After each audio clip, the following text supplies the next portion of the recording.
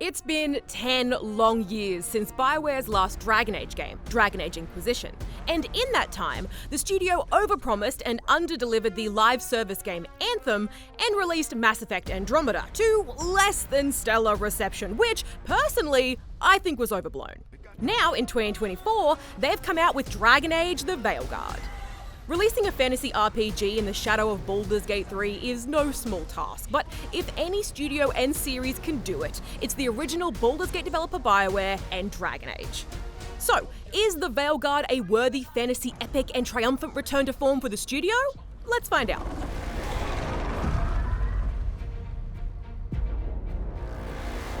Dragon Age: The Veilguard is an action-adventure RPG with a strong focus on the action-adventure, while giving you lots of choices that give some illusion of control over how the story plays out.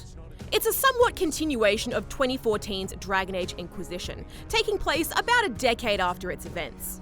Though I would consider it more of a soft reboot for the series, taking place in the previously unexplored nation of Tevinter. It'll certainly help you to understand the world if you've played the previous games, and give some extra attachment to returning characters, but you'll be able to follow along easily without knowing any of that too. I don't feel they do a great job at explaining the various factions and concepts of the world, but you'll still get the gist.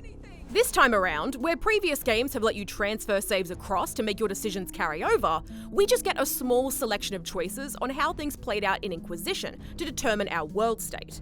They don't make a huge difference outside of a few bits of dialogue and a little scene here or there, which is disappointing as it means all you've done in previous games doesn't matter. For newcomers, not a problem. For me, someone who still listens to the Inquisition soundtrack to sleep, don't judge me, a problem. Veilguard introduces itself with an explosive opening act that sees you stepping into the shoes of Rook, who's on the hunt for former Inquisition companion turned sort of villain, Solus, aka the Dreadwolf, aka Fen'Harel, aka the Elven God of Lies, Treachery, and Rebellion. He's got a lot of names. I always called him Chuckles. Chuckles is on a mission to destroy the Veil, which, Cliff Notes version, is a sort of boundary between the normal world and the magic world known as the Fade. We won't get into why he wants to do that, but he has reasons. Although destroying the Veil will consequently unleash a lot of demons everywhere, which is bad, so we want to stop it. And you do! Although, in the process, you also release two ancient, angry elven gods, Gillenane and Elganan, who are now on their own apocalyptic world-ending mission. Whoopsies! Oh, and you also trap Solus in the Fade. And, because the day wasn't bad enough, he is now telepathically linked with Rook. Also whoopsie! So that's basically the whole mess we have to fix, and we'll leave the plot specifics there for now. It's all very melodramatic, high fantasy stuff, which personally I'm a big fan of.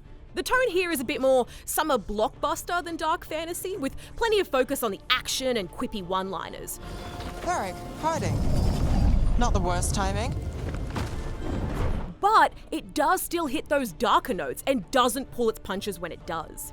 Elganan and Gillenane fulfill their role of very evil, very imposing bad guys that must be destroyed, which serves the story well, but I would have killed for a bit more depth to their characters. Solus, on the other hand, really steps into his own here and plays out a fascinating arc with lots of nuanced motivations and backstory. The choices you get dealing with him are some of the best in the game. Deciding how much you want to trust a god of deception is always a tricky call, but you give me that odd balance of sincere charm and the threat of betrayal, I'm easily swayed. Helpful advice from the elven god of, and I am quoting you here, lies, treachery, and rebellion. Depending on the story.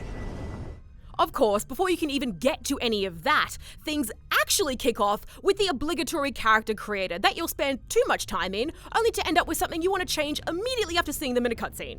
Oh, Tom Holland frog lips.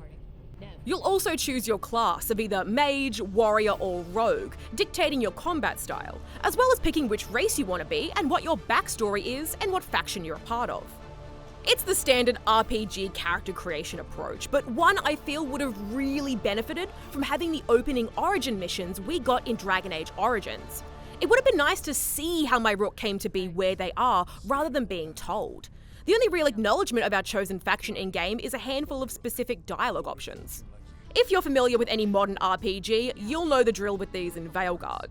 On your journey, you'll constantly be choosing how to respond to situations and conversations based on little tasters of text which align with one of three categories, either thumbs up, laughy face, or stern man. Welcome back, Dragon Age 2. Which means something like positive, quippy, and tough reactions. Occasionally, you'll get other options, like sad eyes if you want to get emo with it, or love hearts if you want to get your flirt on, which I know you all do. I like a hunt with some challenge to it. There's no morality system or good guy/bad guy path. They mostly just let you roleplay situations a bit. For the most part though, most choices don't have any huge ramifications, aside from perhaps making a companion approve or disapprove of you slightly. But on occasion, you'll get to make big decisions on where the story goes. These kinds of what did you choose moments are what BioWare does best, and I think they've done a solid job here. Without going into spoilers, there are a few weighty choices put on your shoulders which are always interesting to consider the implications of and see the consequences play out. There are enough big calls to warrant multiple playthroughs, but just don't expect many drastically diverging plot lines. Things stick pretty close to a central script. Veilguard takes a pretty safe and worn road when it comes to its overall structure too, or at least it's a familiar one for BioWare fans. Feeling a lot like Mass Effect 2 in a fantasy garb as you go through the story, building your ragtag team of specialists to help stop an apocalypse, working your way through all their personal storylines to help get them ready for that big final fight. Lest you bring them into said final fight, still distracted with their own personal drama, and get them killed. Which, hey, your call, I hope you're ready to cry. Of course, that ragtag group are the beating heart of an adventure like this. How much you care about the story is directly tied to how much you care about the cast of companions and characters in it. For me, while I thought they were an overall likeable gang with some interesting stories to dig into, they wouldn't be at the top of my all-time favourite BioWare character tier list. Garrus tier material, they are not, but then again, so few are. The real standouts for me were actually the companions' with Monster Hunter Davron's baby griffin Asan, and Necromancer Emmeric's skeleton manservant Manfred instantly winning my heart. Yes, their entire dialogue is little more than squawks and hisses, but they are my precious boys and I will protect them with my life. And honestly, I did think Davron and Emmeric's missions are some of my favourites of the whole campaign. Along the way, each area you enter is run by one of the many various factions, from the blight-fighting Grey Wardens to the attic-dwelling assassins called the Crows. Much like your companions, these factions also need to be won over by doing the various quests in each area to build up your reputation with them, which will ultimately help you in the final fight. Each of these locations are big open areas, and there's a great variety to them, from the mystical forests of Arlathan, dense cities of Minrathous and Treviso, to the blight-stricken countrysides. There's a laundry list of side quests to tick off in all of them, and each one is filled with plenty of little hidden areas and environmental puzzles that can get you some loot if you can be bothered to solve them. The puzzles are pretty average though, and if I never have to destroy another chain of red crystals, I'm gonna die happy. But they're gorgeous areas to explore, and overall the graphics and art are stunning. It did take me a minute to warm up to the new aesthetic, but after that minute, it had me totally won over. This is a beautiful game. And big shout out to the character animations and details in the cutscenes. BioWare has really stepped it up here. The often dead behind the eyes BioWare stare for the most part is gone. Sorry, my face is tired from dealing with everything. With characters and interactions looking quite natural and expressive. And of course, so many of those interactions come from working through those faction and personal side quests, and they're absolutely the highlight of the experience. At first, I just focused on the main story quests, which were great, and give you those big cinematic moments. But it wasn't until I started diving into those more personal stories that the world and characters really got under my skin. There is so much lore and juicy tidbits from stories past hidden away behind optional side quests, which feels so incredibly rewarding to complete if you're willing to put in the effort and explore this wide world. As a lore nerd, inject that directly into my veins. I also love seeing how much the companions interacted with each other. You have a home base called the Lighthouse, where everyone hangs out between missions, and there's some fun little notes and interactions you can stumble on. But it was those great moments throughout the story where the whole team gets a chance to engage with each other in a way we haven't really seen in other Dragon Age games that really stuck with me. It does lack some of that interpersonal conflict, with very little drama kicking off between any of your crew, but I don't know, I really enjoyed being a part of a team that actually liked being around each other. Although, if you do tend to pick the same two companions, you may end up hearing the same banter play out. Harding's looking well. Yep. I thought I detected a new spring in her step. Harding's looking well. Harding's looking well. Harding's looking well. Yep. When it comes to the actual meat and potatoes of the gameplay, the combat and the RPG mechanics, I would say they're fine. Combat in particular, I found got a little repetitive towards the end. There's a plethora of mechanics at play, from combos, skills, afflictions, weaknesses, multiple weapon sets, enchantments, not to mention 3 potential combat classes to choose from, and yet it somehow all started to feel a bit one note to me. Mostly, you'll just be repeating the same combos over and over and use whatever skills your team have that will detonate each other.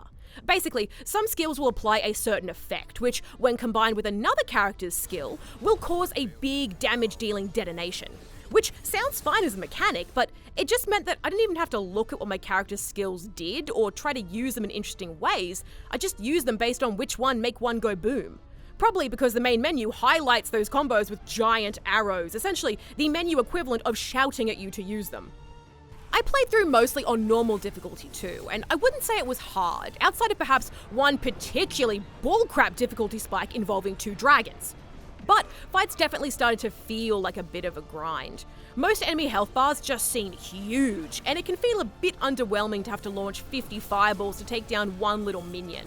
It can also become a dodge fest in fights with lots of enemies, where you barely get a chance to get a combo off before you have to dodge again with a huge amount of AoE attacks spamming at your feet. I am looking at you, Unstoppable Reavers. A creature so huge should not have that much energy to throw around. Also, hot take, I know it's called Dragon Age, but too many dragons. I started to roll my eyes whenever yet another dragon appeared, delivering basically the exact same boss fight that just replaced a frost attack with an electric one. Oh, you're so original. Ow, where's my health gone? Thankfully, you can customize the difficulty however you want, and I found just lowering that enemy health bar by a notch or 2 made the combat feel a lot punchier. The RPG elements are a bit of a mixed bag too. Leveling up grants you a skill point you can put into a big web of perks, which branch out to let you unlock the adjoining nodes, where you can work towards one of 3 specializations for your class. The UI here is a bit messy though, and everything is just sort of scattered in this web and doesn't clearly sit in any one category. I like that you could respec at any time with no cost, so it's easy to try out new builds, although I feel like I stumbled on a solid build first time through. And there is a good variety of perks and abilities to build your character around. I did also appreciate the new gear system, where you end up picking up the exact same gear over and over. I know that sounds bad, but hear me out. Basically, each time you pick up the same gear, it adds to the existing piece, increasing its rarity. Yeah. Weird. It just reduces inventory clutter and meant I could keep the gear I liked on, leveling it up as I went. I also liked how vendors highlight what gear you and your team have equipped, making it easy to upgrade what you're rolling with.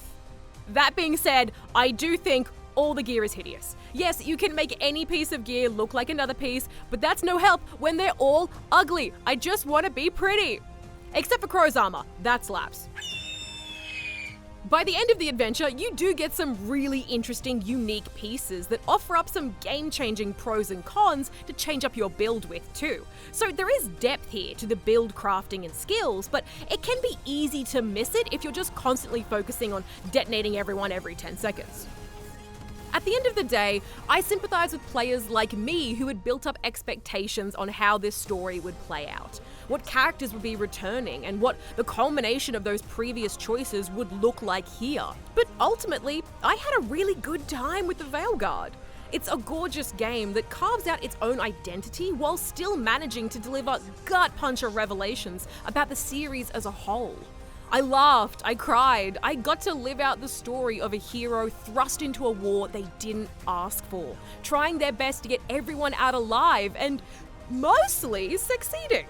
Dragon Age: The Veilguard feels like a return to form for BioWare. It goes back to the studio's strengths of weaving a grand adventure among a cast of multifaceted characters, where you get to regret a few big decisions and enjoy 1,000 little ways to roleplay. Play.